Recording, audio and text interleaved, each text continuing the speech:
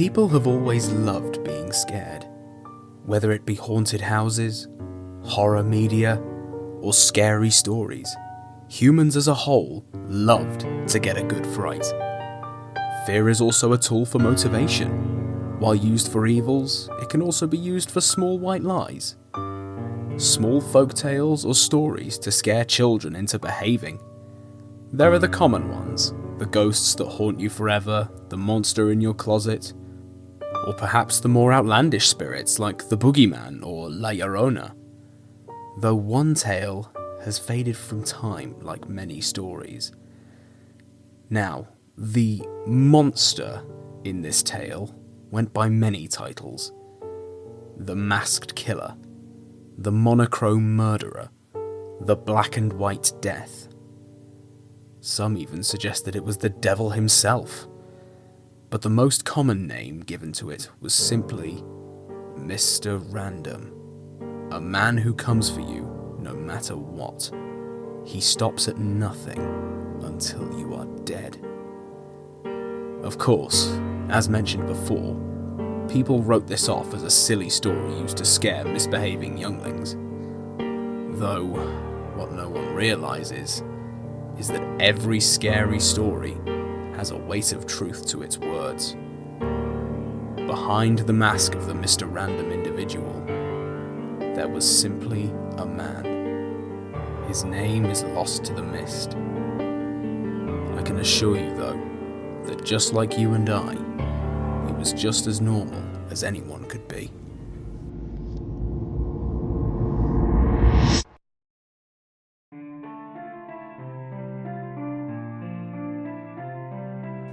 He was a family man with a beautiful wife and cheerful daughter.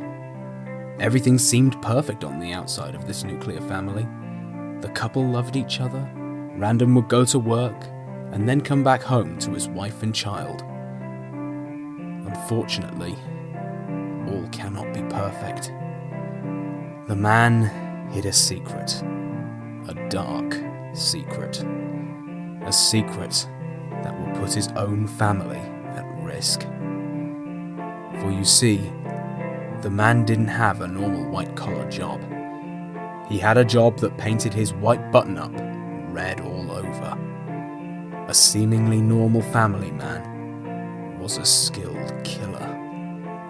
Hired by the Black and White Company, he was tasked to bring death to wherever it was assigned to. Like any normal person, the man didn't like this job, wanting to instead spend his time caring for his family. But it brought in money to support them. He felt as if he had no choice. The man began to grow numb with those he killed, just seeing them as another target.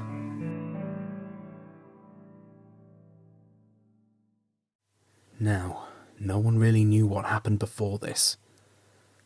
Perhaps the man had grown tired of his job. Perhaps the company didn't need him anymore. Perhaps a disagreement happened. Whatever the case was, the man was now the target of the company. And as swift as the order came, he and his family were murdered.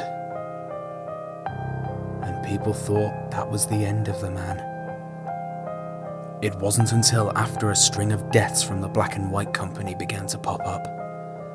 What was even more confusing was that these deaths were members of the company. Of course, these deaths were investigated, but nothing ever came of it. It wasn't until the death of the company's boss that panic really ramped up.